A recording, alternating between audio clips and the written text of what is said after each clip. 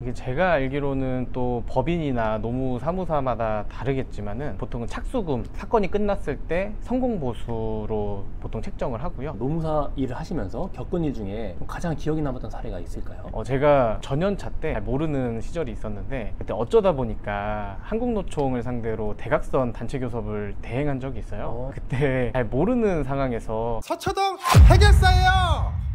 네, 안녕하세요. 네, 안녕하세요. 간단하게 자기소개 한번 부탁드리겠습니다. 저는 동대문에서 노무법인 바우라는 법인을 운영하고 있는 만 나이로는 28이고 노무사는 제가 25살 때쯤에 붙어서 시작을 해가지고 지금 4, 5년 차를 좀 달리고 있습니다. 노무사라는 직업은 주로 어떤 일을 하나요? 저희는 이제 노동관계 법령의 전문가이기 때문에 노동법을 기준으로 상담도 많이 하고 있고요. 노동법 관련 사건, 뭐 임금체불이나 부당해고나 노동조합 관련 사건이 생겼을 때 그거를 대행하고 기업들 자문, 인사노무 관련 컨설팅을 주로 하고 있습니다. 최근에 이렇게 노동법에 대한 인식이 조금 좋아지면서 혼자서 이렇게 노동청에 찾아가시는 경우가 많다고 들었어요. 이렇게 노무사를 거치지 않고 노동청으로 바로 찾아가는 경우들 때문에 노무사의 업무에 영향을 미치는 것들이 좀 있다고 생각하세요? 그분들이 혼자서 사건을 진행하시는 것 때문에 노무사의 시장이나 이런 게 축소된다 뭐 이렇게 느낀다기보다 오히려 노동법에 대한 인식 수준이 전반적으로 많이 높아져서 노무사에 대한 인지도도 많이 높아지는 상태고, 오히려 간단한 사건들은 저희 노무사들도 좀 설명을 하고 상담을 직접 혼자서 진행하실 수 있게 추천드리는 경우도 많아요. 근데 결국에 그 와중에서도 혼자서 진행하기 어렵거나 복잡한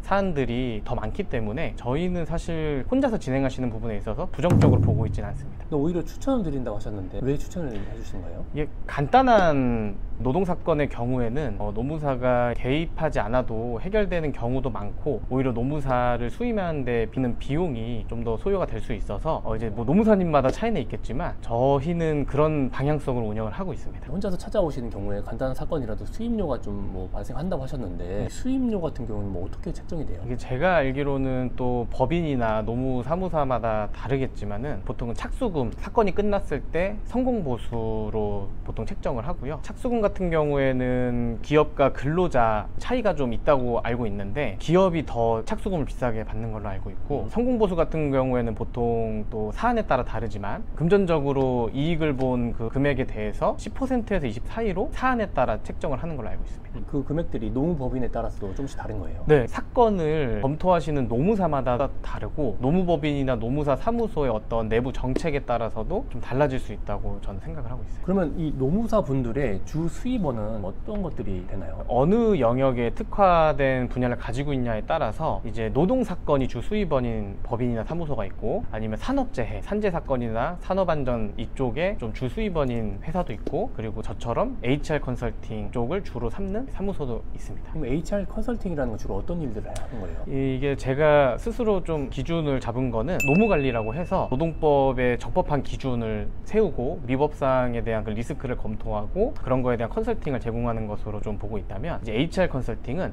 인적자원관리라고 해가지고 이제 실제로 우리 회사에 있는 구성원들이 어떻게 동기부여시키고 우리 회사 인적자원들을 어떻게 효율적으로 관리를 할 것인가, 그런 차원에서 뭐 임금체계라든지 평가체계라든지 그런 뭐 교육훈련이라든지 이런 분야를 다루는 분야입니다. 그럼 주로 어떤 경우에 가장 많이 사람들이 찾아오게 되나요? 법인마다 특화된 분야가 다르기 때문에 이게 어느 영역에 있어서 많이 찾아온다고 확답은 못 드리는데, 저 같은 경우에는 인사노무 컨설팅 주로 하고 있고 기업에서도 그쪽 관련해서 문의가 많은 편입니다. 사건보다는. 네. 이제 한 5년 차 정도 되셨다고 하셨는데 노무사 일을 하시면서 겪은 일 중에 가장 기억에 남았던 사례가 있을까요? 제가 전연차 때 잘 모르는 시절이 있었는데 그때 어쩌다 보니까 한국노총을 상대로 대각선 단체 교섭을 대행한 적이 있어요. 그때 잘 모르는 상황에서 가서 막 아는 척도 해야 되고 전문성도 있는 척 해야 됐던 게 제일 기억에 남고, 근데 그 당시에 그 현장에서 잘하기 위해서 새벽에까지 공부를 하고 연구를 했던 게 지금 성장에 많이 도움이 됐던 좀 인상 깊었던 사례로 제 기억에 남고 있습니다. 그때 결과는 어땠어요? 단체 교섭을 하는 목적은 결국 노사 상생을 위한 단체 협약을 체결하는 것이기 때문에 잘 협상을 해서 교섭을 해서 단체 협약을 체결했고요. 지금도 그 노조랑 그 회사가 잘 매년 협약을 맺는 걸로 알고 있습니다. 저는 잘 모르긴 하지만 이 노총이라는 말이 들어가서 왠지 좀 어려운 느낌이 드는데 좀 어떤가요, 실제로? 실제로 기업별 노조를 상대하는 것보다 한국노총 관계자분이 실무 경험이나 케이스도 많이 알고 계셔서 좀 전문성이 많은 분을 상대해야 돼가지고 제가 그 시절 전연차 때 제가 지금까지 했던 업무 중에 제일 난이도가 높았던 업무로 기억을 하고 있습니다.